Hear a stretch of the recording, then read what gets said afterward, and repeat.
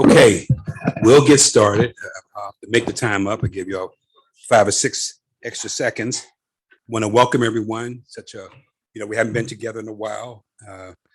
Still going to be very protective, and hopefully we can continue to meet this way. The numbers for COVID are kind of steady. Certain cities they're going up, and of course now people are a little bit worried about the monkeypox, although the numbers are holding steady. They're not as dramatic. When you consider May 17th, there was 1 case of monkeypox that was known at that time, and most recently up to 15,000 in August. Mainly New York, San Francisco, mainly among men having sex with men, but you've now had, I think, 15 children, but all of them come from homes where men have sex with men, because it is passed by the bed sheets, the covers, the washcloth, things like that, and touching. So we'll be cognizant of that, but I love seeing you guys in person. And so we'll start with the roll call.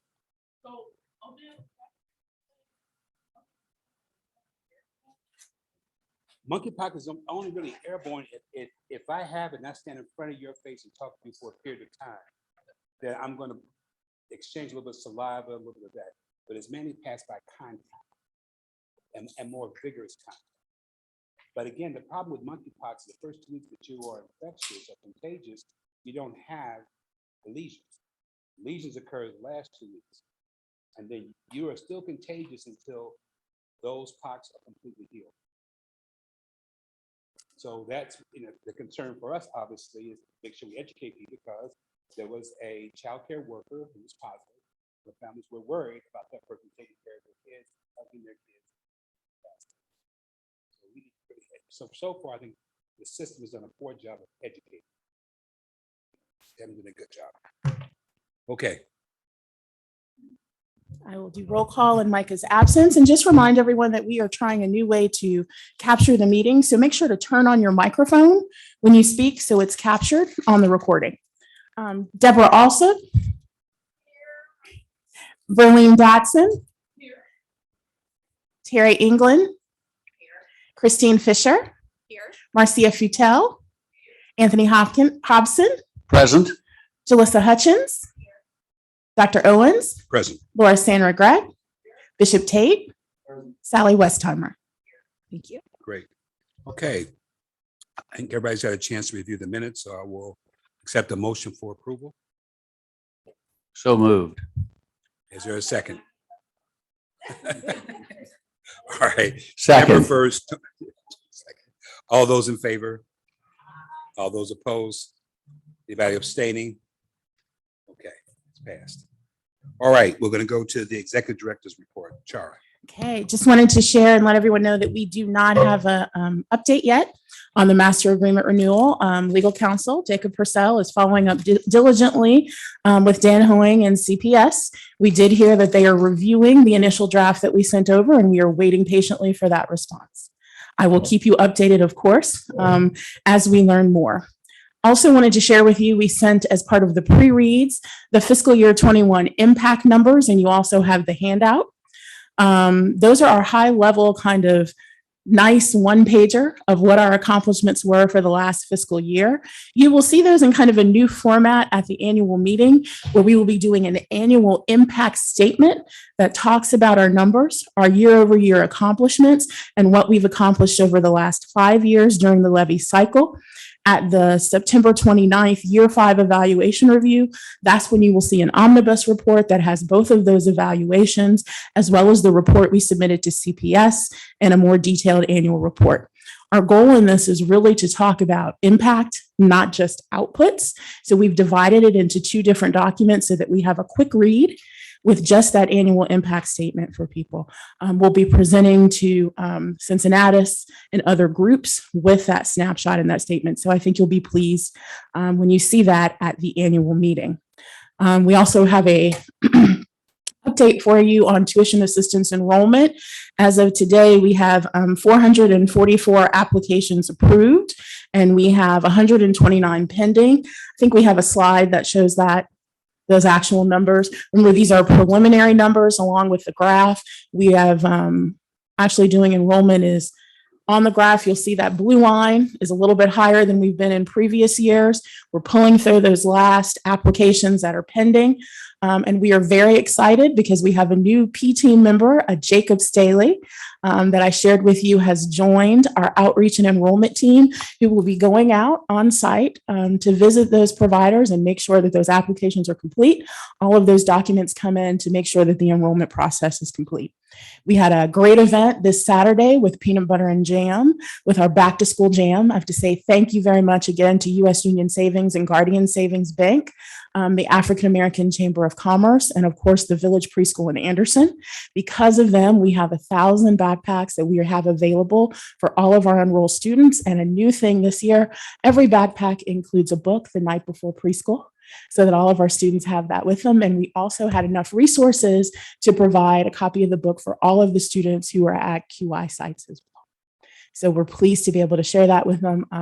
New additions this year, we did limboing, we did steel drums, and thanks to the Village Preschool and a little bit of our carryover funds, we will be able to extend PB&J this year to 6 additional classrooms at the request of providers and families. So we're very excited about that. I hope that you all received the draft copies and the invitations for the Year 5 evaluation briefing. That will happen virtually tomorrow from noon to 1:30.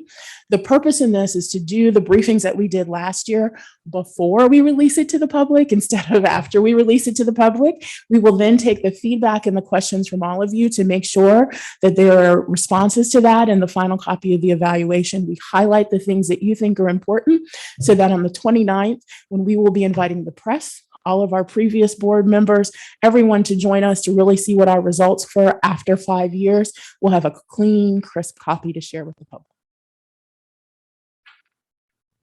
Tomorrow is our first briefing from 12 to 1:30. We will take the recording and put it on the portal. If we find that we need an additional briefing, we're happy to schedule that. You remember last year we did it in 3 different phases, but what we really wanted to do is make sure to leave ourselves enough lead time to incorporate your recommendations or suggestions and get the copy ready for the September 29th push out. Okay.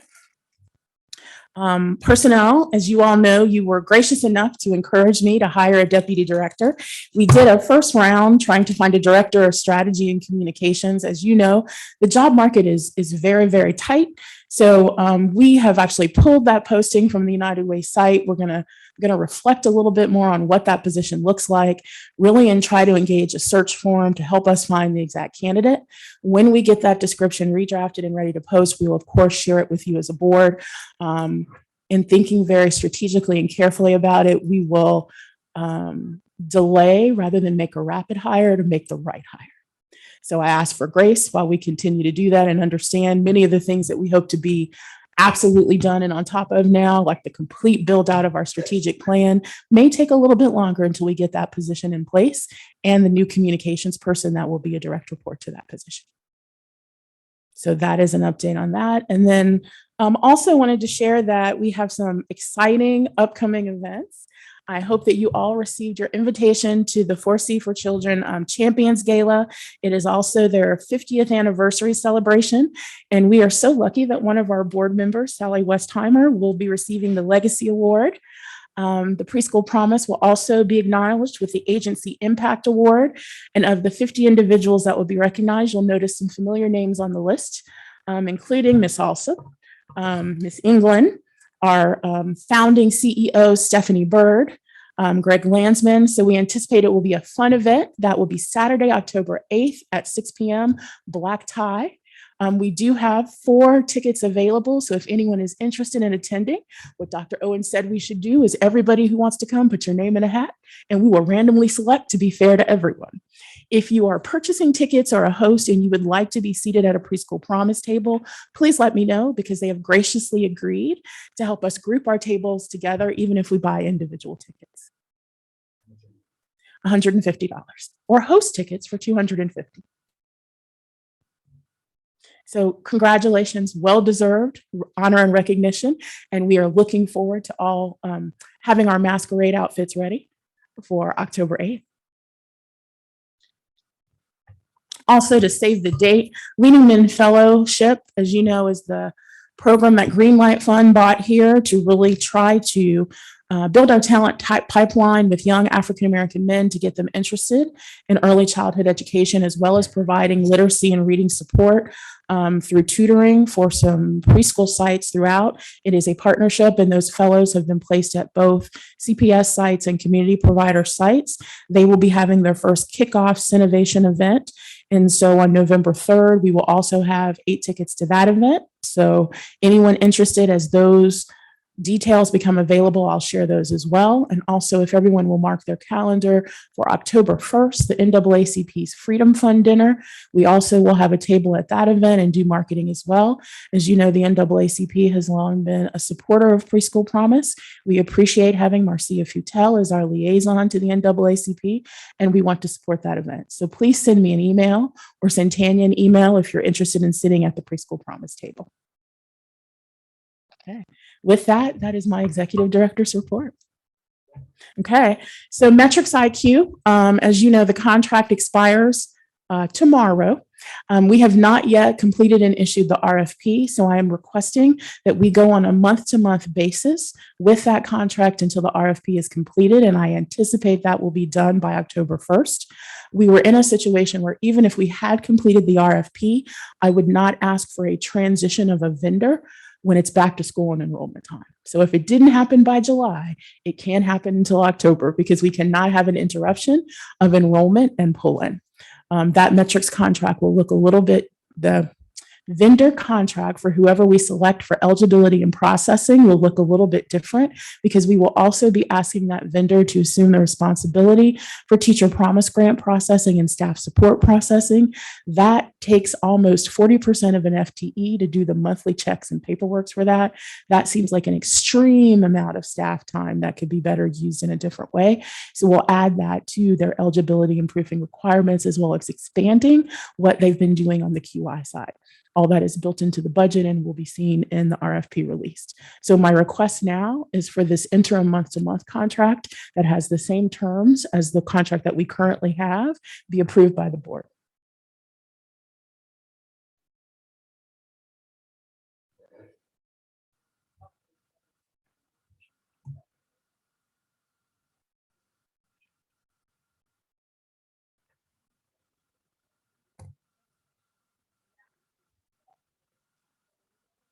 That would be effective September 1st.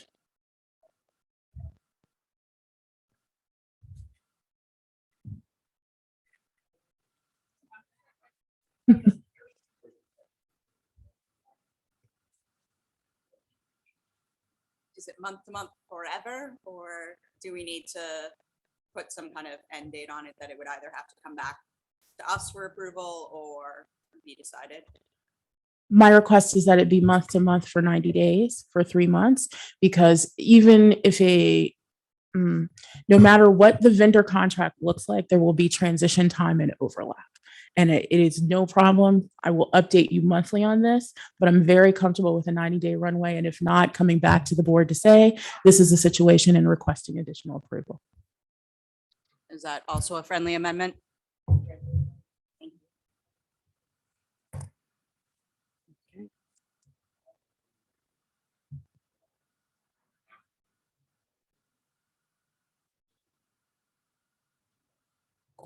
Thank you. The only other thing I would add is that I hope you all saw the video as you were coming in. That was us at the Black Family Reunion this year. Everything opened up. wide opened up. We have been everywhere doing everything. We also sponsored the Fun Zone at It's Commonly Jazz. So you will see children out playing in our special zone and hula hooping that we sponsored. This is our new giveaway item. So every place we go that we are sharing snacks and treats that are preschool appropriate, you will always see information. You don't get the goodies without the information. It all comes together. So we thought you may like a street treat today as well. So we will be building out our ambassador corps, and you will see more and more Facebook posts and videos as well of us being out and about. You will hopefully also see every week in the Herald, our Did You Know series. And I'm pleased to share the inaugural issue of the Business Leaders African American Chamber of Commerce Leadership issue, in which the Cincinnati Preschool Promise is featured. You will see us in the back cover. You will also see a Q&A with me and my picture when I was in preschool in here as well. And so we are always grateful to the African American Chamber of Commerce. And I can't say thanks enough to Laura Carr for shepherding this process and making sure that there's always some visibility and we're out there. So. Sorry here. Laura's probably out doing some more work. So.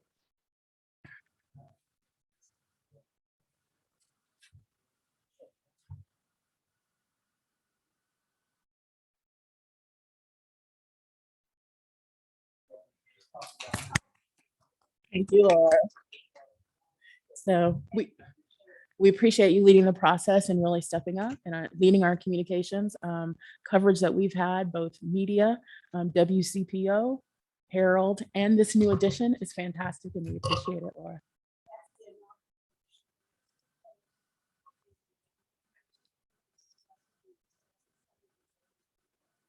Thank you, Laura. Okay.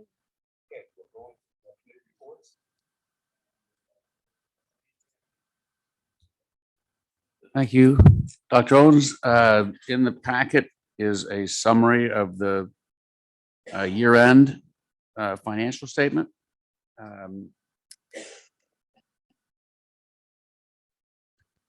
It shows really, I would consider our best year to date in terms of providing the services that we're dedicated to.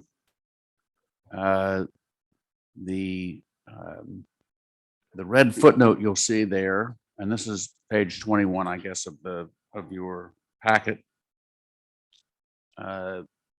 shows the use of the contingency funds were predominantly used for tuition assistance. We indicate that we spent the contingency, but it was spent, as you see, almost 366,000 out of the 400 spent on tuition assistance. So if you look at our total spend on tuition assistance, including the use of the contingency, we were up to almost 5.3 million. And since that's our mission, I consider that to be an excellent result.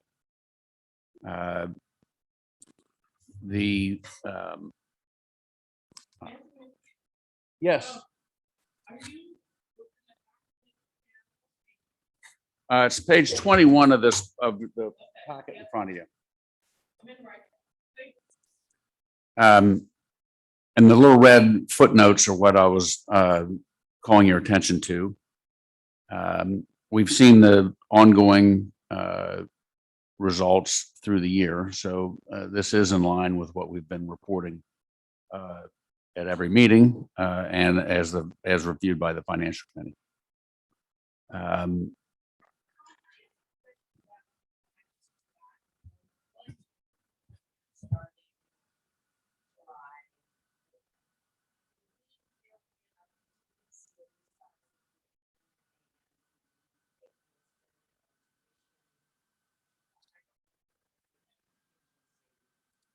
Yes, we did.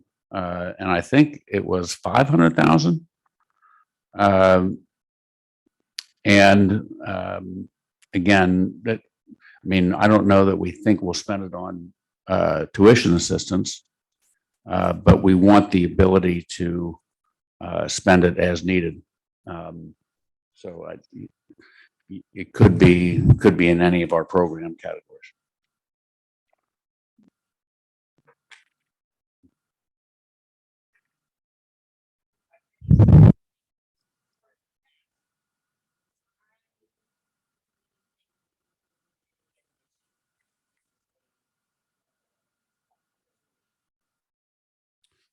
Well, because when we built the budget, we tried to anticipate what we thought we'd actually spend. Yes, yes. And so it amounts to call it a 5% contingency, which I think is a reasonable amount to have stored for whatever comes down the road. And honestly, you know, it will really depend on what we feel the need is and where it lies. If our enrollment continues to shoot past where we think it is, it'll likely go into tuition assistance. But quality improvement or cost of quality, either one of those is also a viable use for those funds.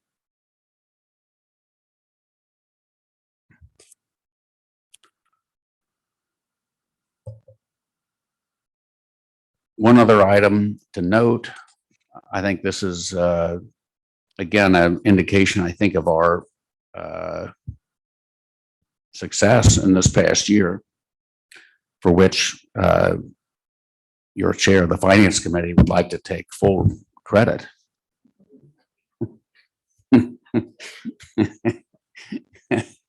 Our unspent funds this year are the lowest ever and under our threshold for return of funds to CPS.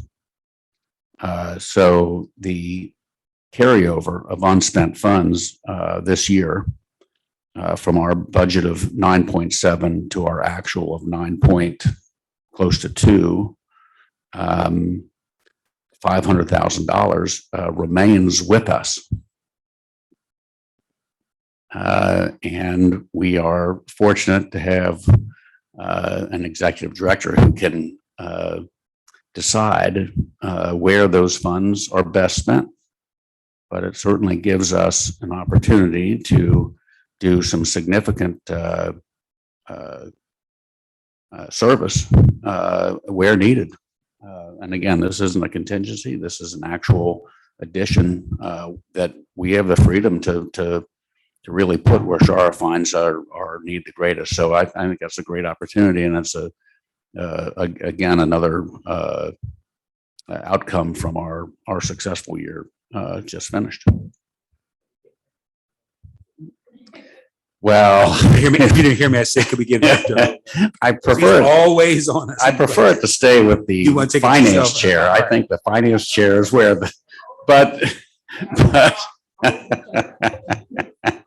of course it is Hector, and it is really everybody on the team. It was a fantastic year. Everybody did a great job, and I think our board commitment to the executive team is well placed. And you know, in my opinion, we're on the uprise, so that's great.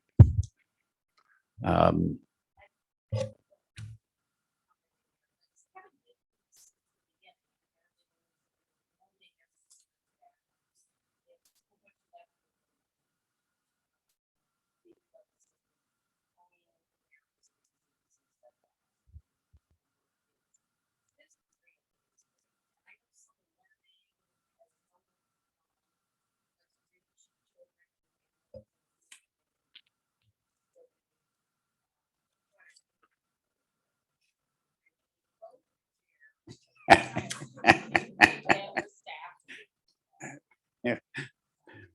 Well, let's.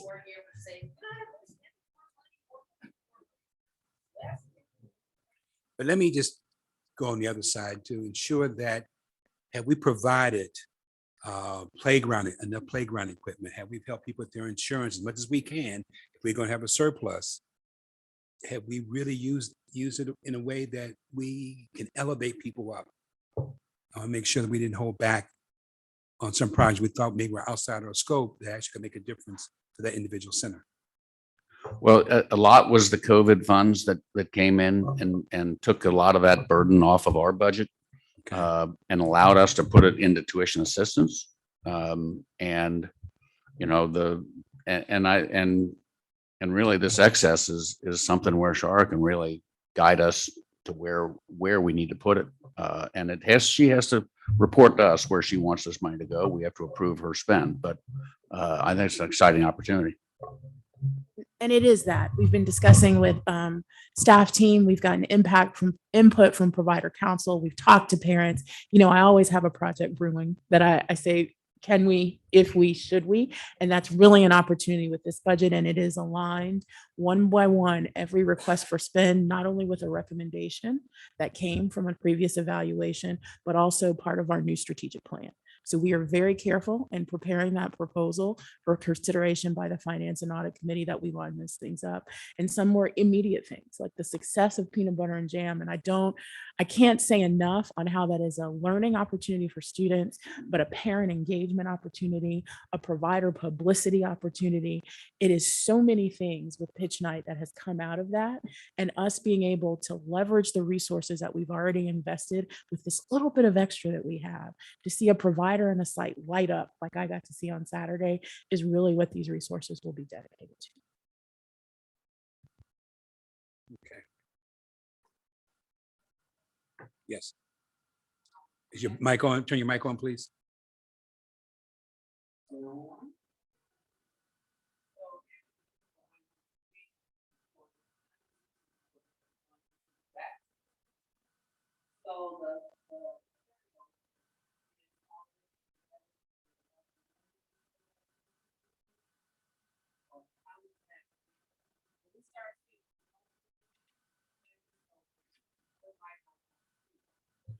That'll be carried completely separate. It's not in our budget.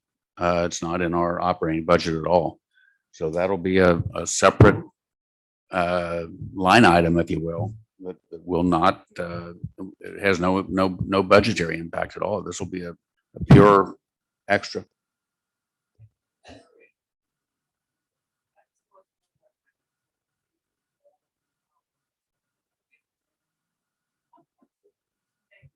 I don't mind. Call anytime about the money. We call anytime. But it's a good point that we will need to maybe make an amendment to what our standard financials look like so that it doesn't get blended in, confuse us on where things got spent.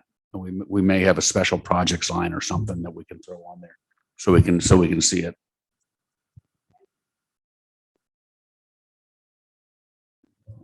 Other questions, or my report is concluded. Thank you, Dr. Rose. Thank you. Okay, let's go on to governance. Deborah. If you don't know, Deborah's retired. She had a great retirement event. It was outstanding.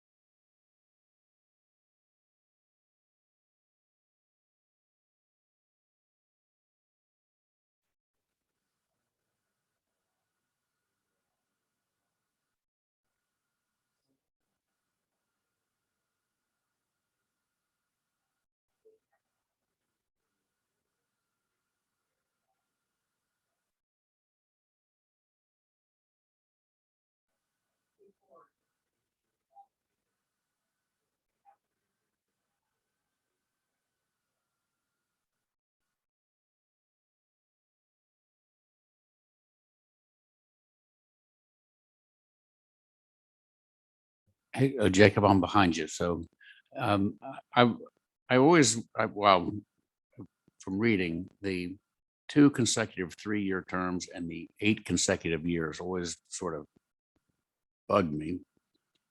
But is the 8 consecutive years to take account of uh, the initial terms that people were originally, the original board? Okay.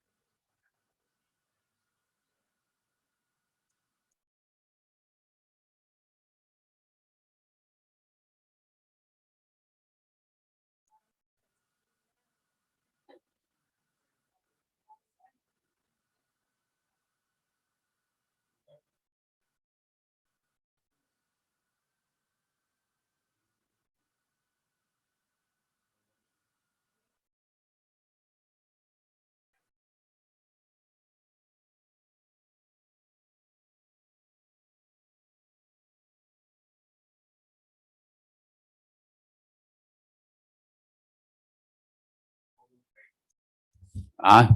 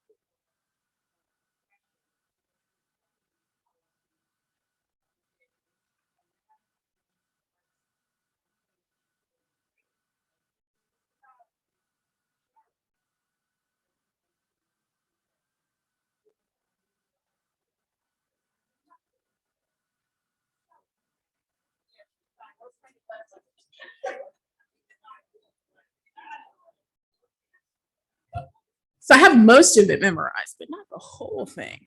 The revisions to the equity policy are to do a couple of things. One, there was our equity policy made reference to CPS's equity policy as well. There were significant changes made to that so that the references to CPS's policies did not match up. So that is one of the corrections that is made to this, and some things that we added as well, and looking at to make sure that the equity policy was fully rounded to include diversity of employees and vendors in the equity policy as well. So you will see those changes. We noticed this and identified this when we were going through the RFP process. It was not a clean way for us to share what our equity policy was and what our expectations were around that. So we made revisions to this policy so that we would be able to get a response to a vendor that they were committed to our equity policy and know how to do that.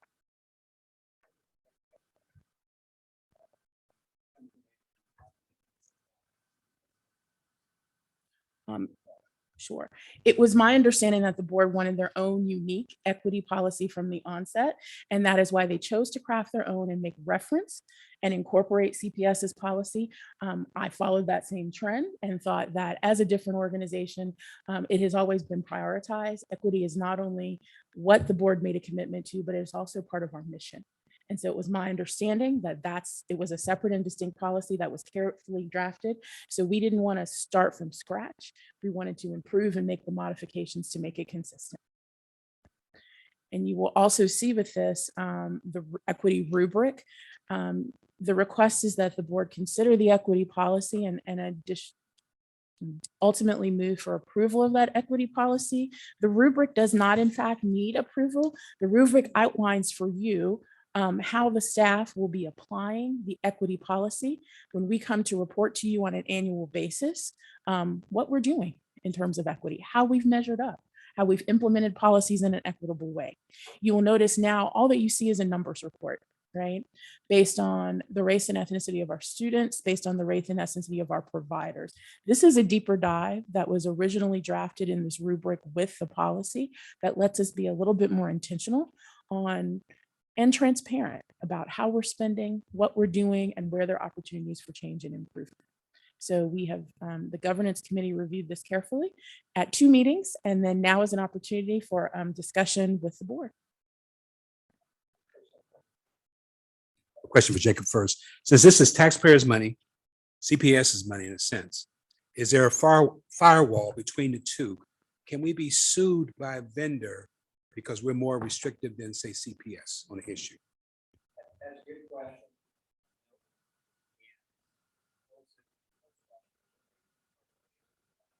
CPS is equity policy.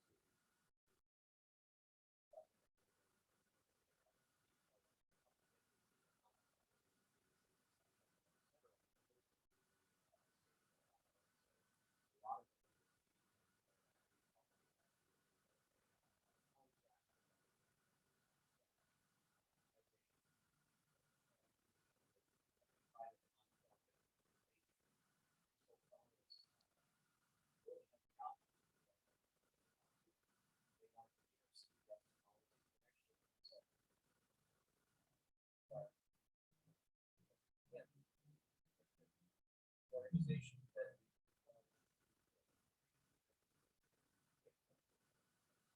practice what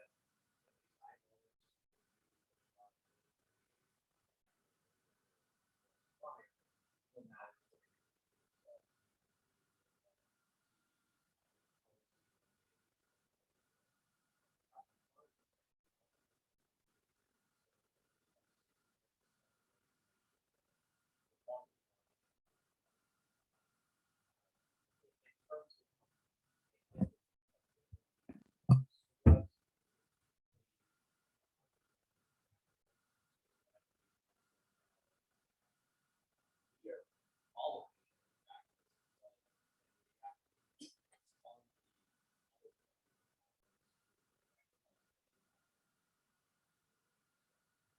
Well, let me ask you this question then. Since you said CPS, is tied to the state. If the state legislature passed legislation said school system can no longer do, does that impact us? If they say you can no longer have a set-aside program, you can no longer have differential preference, does that impact us if it's come from the state legislature? it would only impact us so far.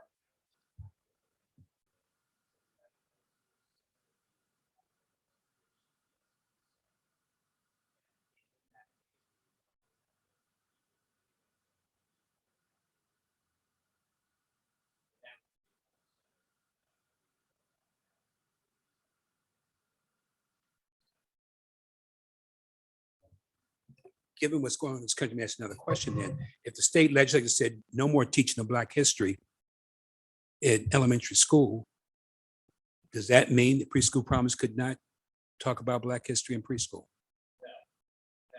We are not. Providers, they're private providers. So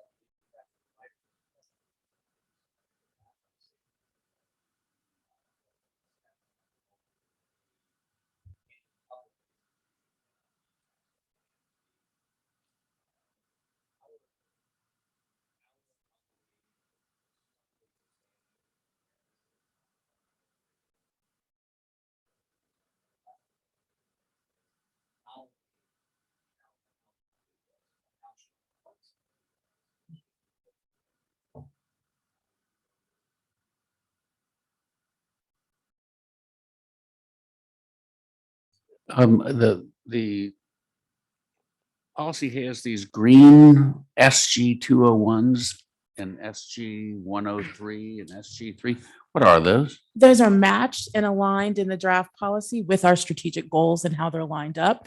Because I usually go the extra effort to make sure our goals and objectives are aligned with all of our policies. You won't see that in the final draft, but in this draft, I wanted to offer you some assurance of how they got lined up and where they matched to what the board had approved as our strategic goals and objectives.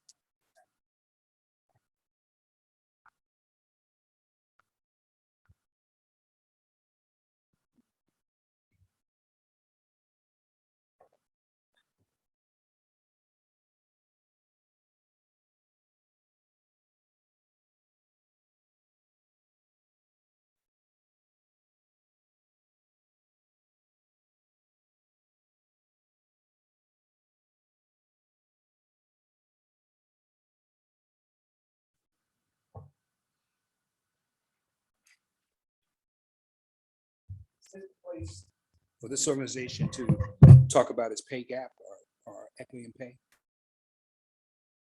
There's our equity policy, there's our equity policy to ensure that women get paid, that men are paid.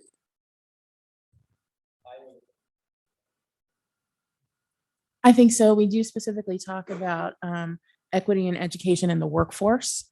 And so it would be an opportunity for us to insert something specifically I like about to say a that. strong statement. Okay.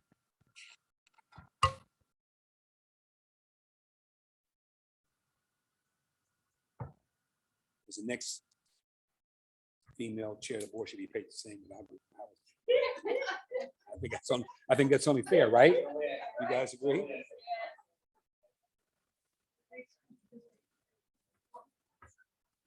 We only pay in chocolate. Okay, they pay me in chocolate. We only pay in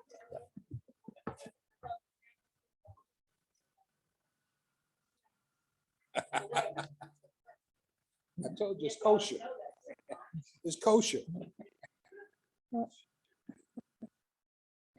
Okay, that's the first read. Okay. And I would appreciate if anyone has additional feedback when you've had opportunity to review it, please send it to me or and I will share and present at the next governance committee meeting so we can have a rich discussion and make sure we're prepared to present a final copy for you for vote based on everyone's input. And I appreciate the flexibility to do this. As you know, I spent 20 years of my life litigating on equity issues. So I am pleased to see and to be part of an organization where it's not a fight, but an expectation. Any other comments? Okay, let's move to the next committee report. Bishop Tate, community engagement.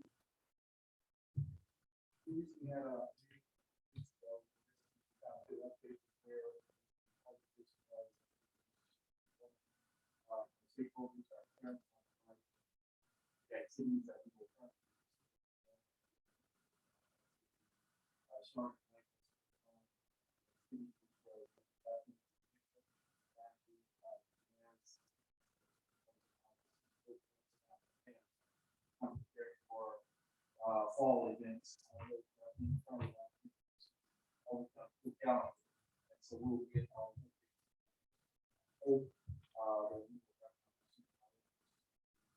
participate in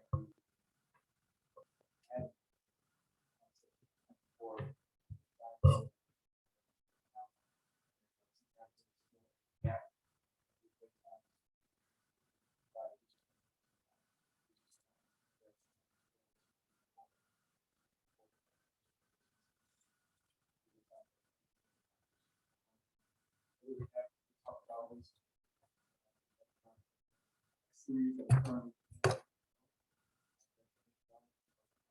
plus all of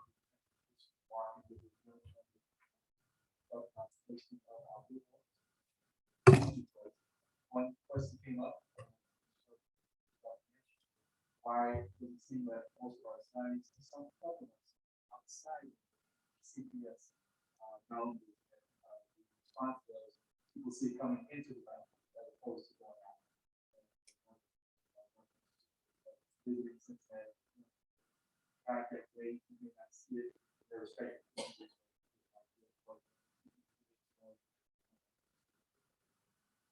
Outside of that, this is our gearing up season. As we self post our engagement, some of the policies we discuss how we put in place.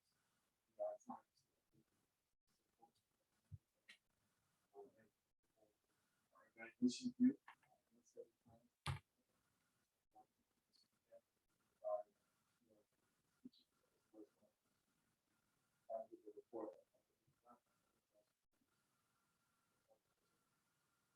Any questions, Bishop?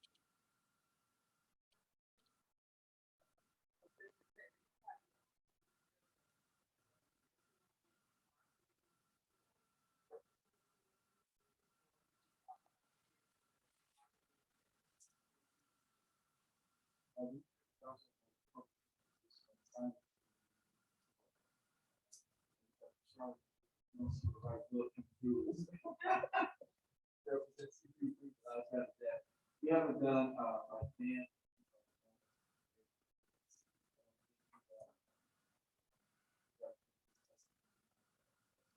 if you want to put a sign on the side, we would like to have more, have, more signage. Especially yard signs, to have out the campaign. We have not, I haven't seen any of them, just, CPP. I'm a road relief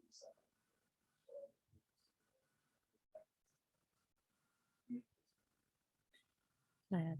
Yes.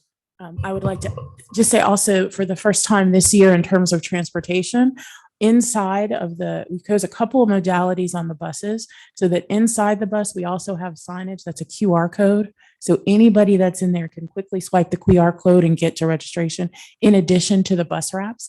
And we did do for 2 weeks, because that was budget savvy, a wrap on the streetcar. Right. So you'll see bus wraps, but you'll also see front markers on the front of the bus, the back of the bus.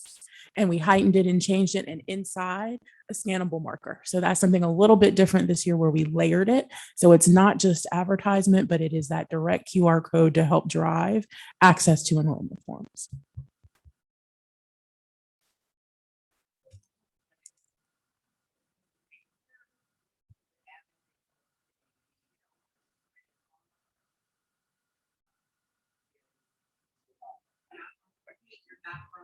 I know we said we have to, but yeah, we're at first.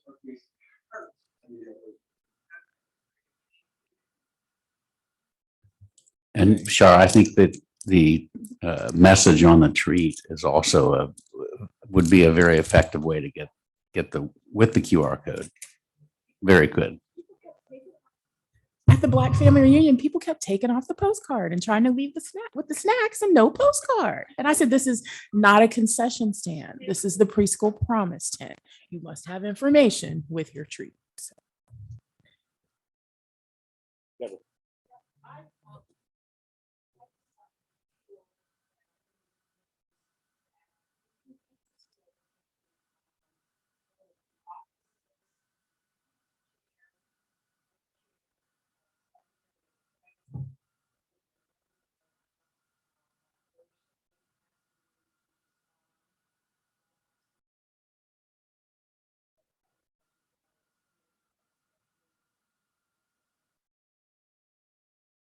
What about committee preference? That what you know about what they want special? They want to be on a certain committee?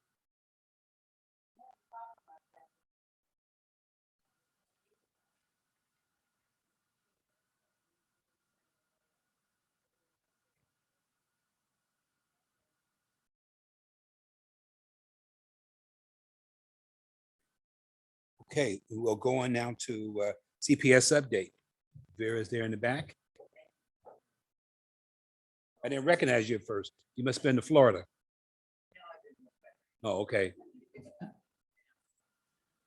There, you got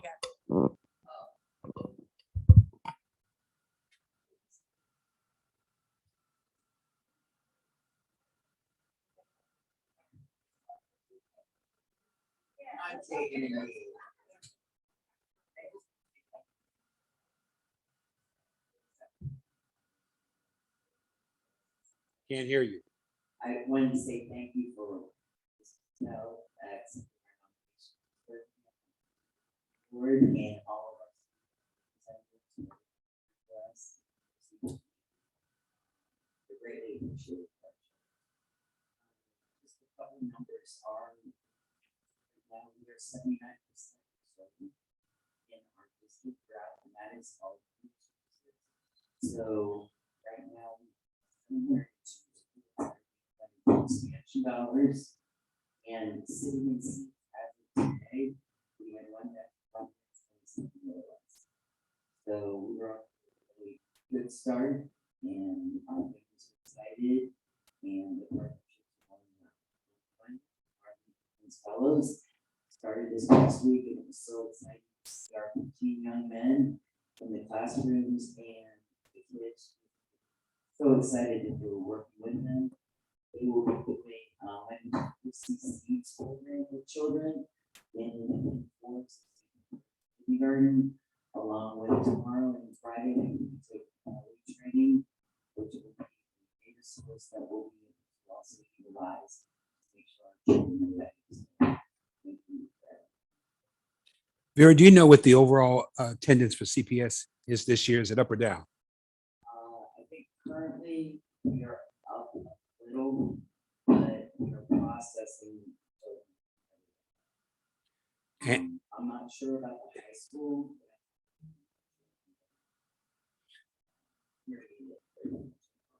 And remind me again, what is the date in which a charter school can kick a kid out, send them to CPS, but the money does not follow? Wow. They have not pushed that. I'm surprised. I don't think the public understands that and what that really means. It means a lot. It's a lot of money for CPS.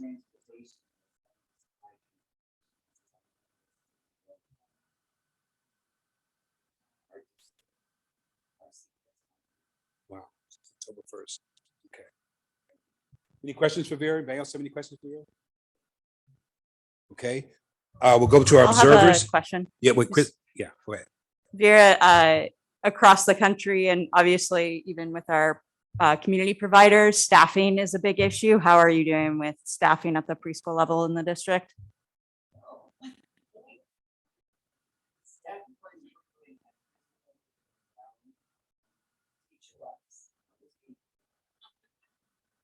I owe Laura.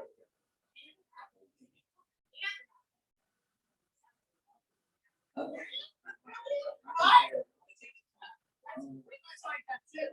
We do have individuals in the pipeline for professionals and student services assistants.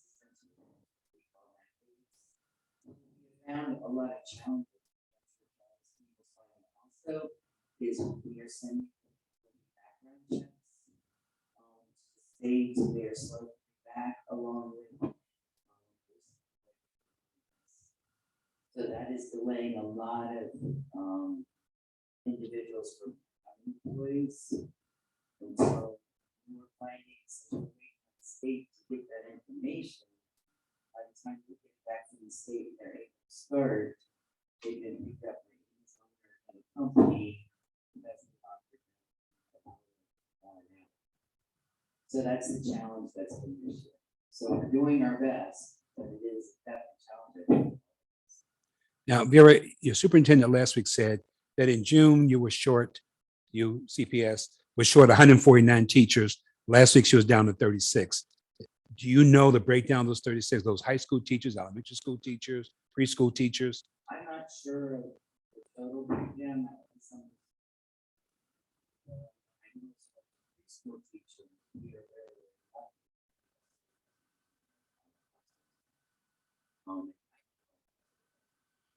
I know that where some of the difficulty has been because sometimes we go out and bridge.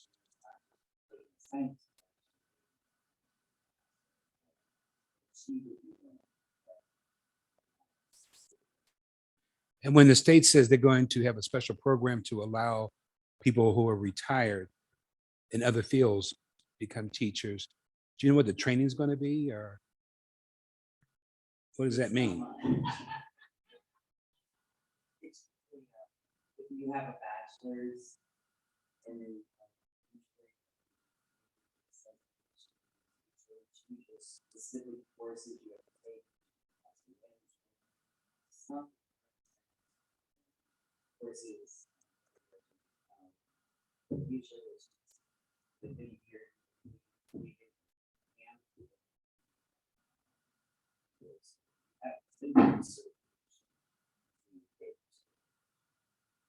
you do have to pass. You do the pass the test. You have to pass. The test means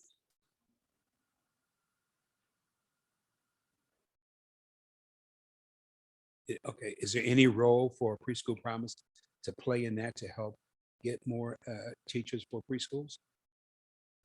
There's something we can do, help test preparation? Other than nap aid, we got enough of those. We've covered that. We got nap aid covered.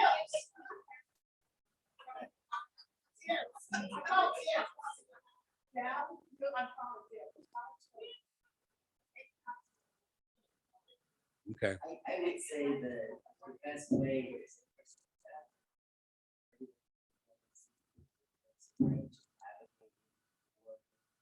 Teachers.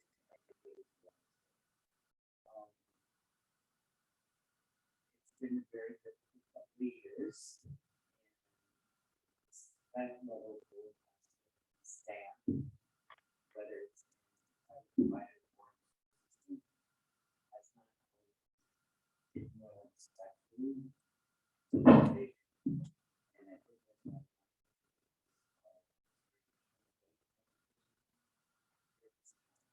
Yes. and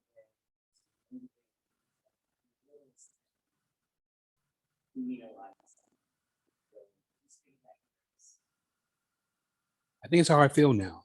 People are tired. Also, this is a safety issue. People, I hear that more and more about the schools. The schools aren't safe. And the pressure put on teachers to do more than just teach. Oh, and then it's.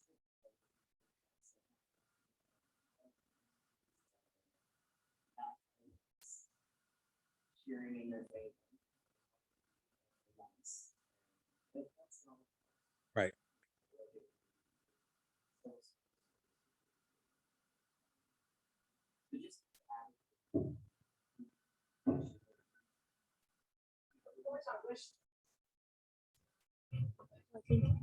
I think that one of the greatest approaches that we've taken, and I think our partnership with Beach Acres and the character effect that we've been working on really talks about how we have to really try to do a customized approach, right? And meet the needs and educators where they are. And while we have some sites that say the greatest thing for them is just to provide something for their parents, so that they don't have to think about what that engagement piece is. Whereas others are very clear what we want are healthcare benefits. And if we don't get them, we're going. And so we are really, there are probably 6 different initiatives that we're engaged in to try to find what's going to work, what's going to help us make some progress in going forward. And so 4C for Children does have 2 new career navigators that are staffed on board now, ready and working to do that. We also have seen an uptick through our business support program of advertising and outreaching. And so you will see great posts from all of our providers on Facebook to try to source it. And creative things, believe it or not, virtual yoga is a hit. Now, I would have never thought that, but it plays along the lines of how to talk about mental and emotional health and work-life balance that people are finding as much value in for employee retention as ever. The challenge I think that we're seeing most is the recruitment.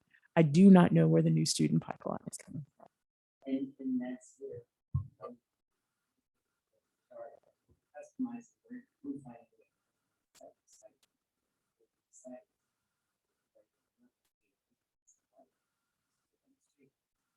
I've seen for yoga. I mean, that's a big deal.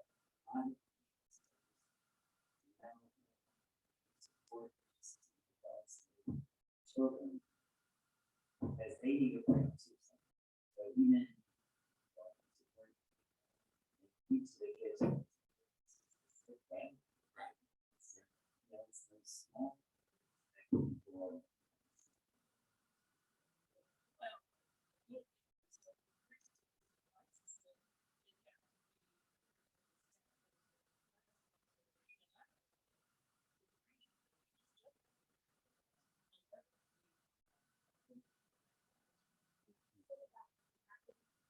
The magic you see with PB&J, because teachers know for at least an hour every week, there is another adult there who is Okra certified, who's going to run, jump, and play with those students, and they're going to have a fantastic time. That is, the provider has to be in the building, right? But it is a great opportunity to get a release, to feel secure that your children are being educated. And so we've seen the benefits of that and the connection that the PB&J team has made with the providers, because I don't think we realize with family childcare providers, many times there are very few adults that provider may see through the course of the day, right? Berlin, Head Start, did you have recess? Was recess built in? The kids could go. But when I was a kid at Sands, we had recess in the morning, recess in the afternoon. So we ran a lot of energy out and probably a better discipline in the classroom because we had recess and gym and art, which has been gone.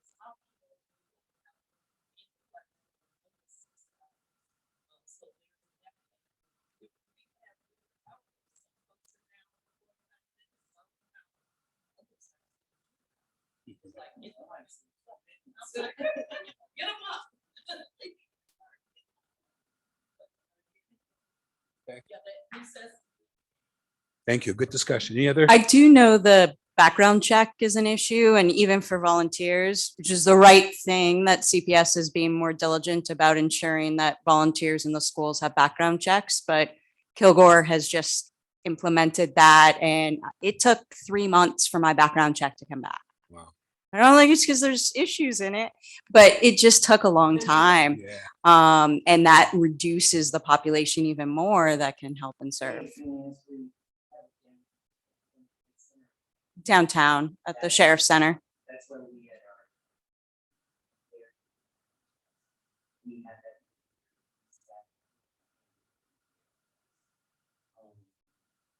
That's- Fast. Yeah.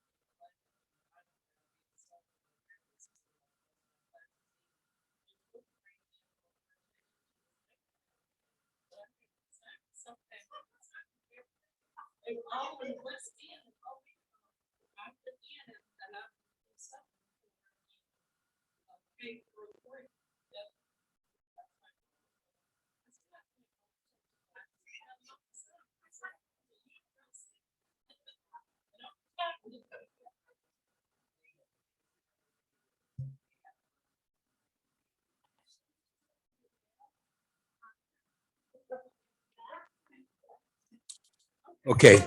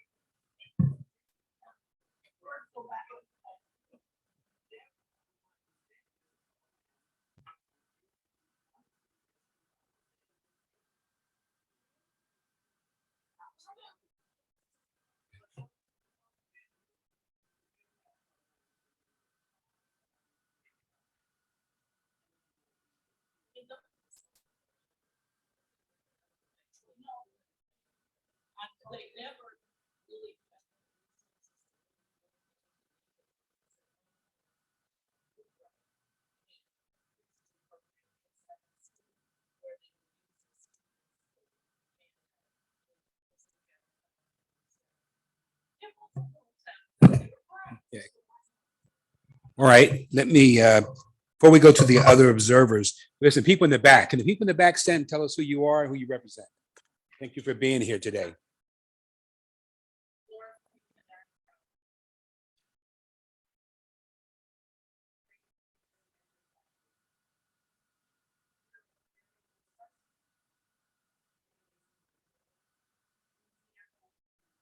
Thank you. I think it's important for our board members to see who attends the meeting, who has a true interest in what we're doing. Before I go to the observers, I'm not sure if they're here. Are there any board members got any comments? I want to make sure every board member feels that they've had a chance to say something today, to participate. Even if this is say hello. Okay. All right. Are there any observers here? Haven't been here in a while. Just Vera. Vera, you hear about contracts, so you have to be here. All right. Let's see. And our next board meeting is September the 20th. It's our annual meeting. It's, Chair, I told you, from 4 to 6. So, Laura? Is there a second? All in favor? All opposed? Any abstentions? Thank you very much.